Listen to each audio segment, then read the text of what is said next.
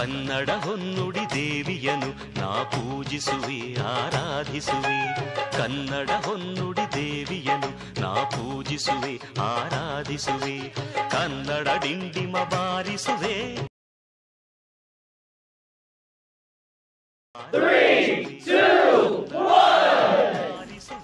ತುಂಬಾ ಖುಷಿ ಆಗುತ್ತೆ ನಿಮ್ಮ ಮನೆಗೆ ಬಂದು ಇಂಥ ಕಲಾ ಸರಸ್ವತಿಯವರ ಮನೆಗೆ ಬಂದಿದ್ದು ನಮಗೆ ಖುಷಿ ಆಗ್ತದೆ. ಅಮ್ಮ, ನಿಮ್ಮ ಪರಿಚಯ ಮಾಡ್ಕೊಳ್ಳೋಣ. ಹಾಗೆ ನಿಮ್ಮ ಹೆಸರು? ನನ್ನ ಹೆಸರು ಡಾಕ್ಟರ್ ಯದಗಿರಿ ಅಂತ.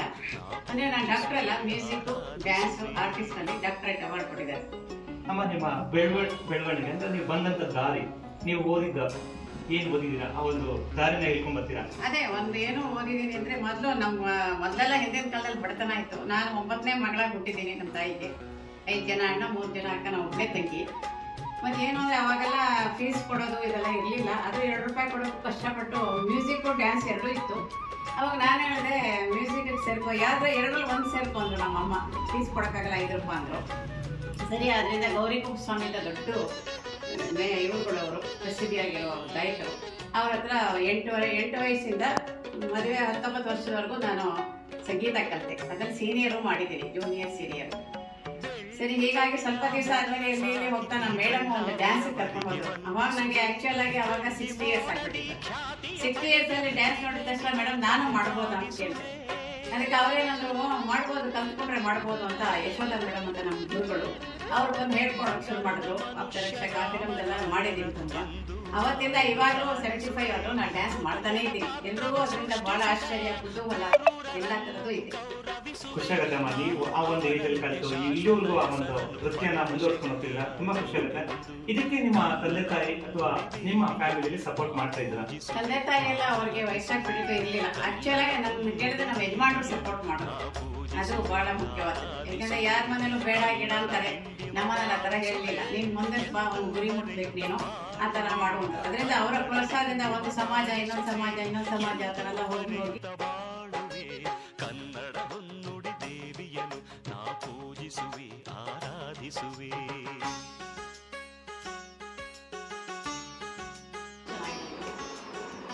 ಕಾಡು ಮಲ್ಲಿಗೆಯೊಂದು ಕಾಡಿನಲ್ಲರಡುತ್ತಿದೆ, ಕಾಡಿ ಹೋಗುವ ಮುನ್ನ ಕೇಳುವವರಾರದು. ಕಾಡು ಮಲ್ಲಿಗೆಯೊಂದು ಕಾಡಿನಲ್ಲರಡುತ್ತಿದೆ. ಅವರು ಬಹಳ ಗ್ರೇಟ್ ಆಗಿ ಮಾಡ್ತಾರೆ, ತುಂಬಾ ಜನ ಸೇರ್ತಾರೆ. ಅವರು ಎಕ್ಸಿಬಿಷನ್ ಅಲ್ಲಿ ಈ ಸತಿ ಮಾಡಿದ್ರು. ಅದನ್ನ ನಾನು ದುಬಾಸ್ ರೂಪಲ್ಲಿ ನನಗೆ ಶೋ ಟಾಪರ್ ಅಂತ ಕೊಟ್ಟಿದ್ದಾರೆ. ತುಂಬಾ ಸಂತೋಷ ಆಯ್ತು. ಅವ್ರು ಯಾವಾಗಲೂ ಆ ತರನೇ ಕೊಡ್ತಾರೆ.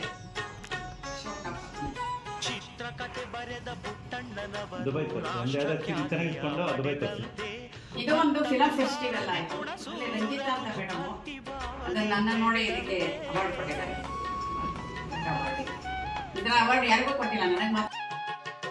ನಂಜುಂಡಿ ಕಲ್ಯಾಣದ ಉದಯ ಶಂಕರರು ನೂತನದ ಕಲೆ ಬರೆದಂತೆ, ಪ್ರೇಮ ಲೋಕದ ಹಂಸಲೇಖರು ಯುವ ಜನ ಮಾಡಿದಂತೆ.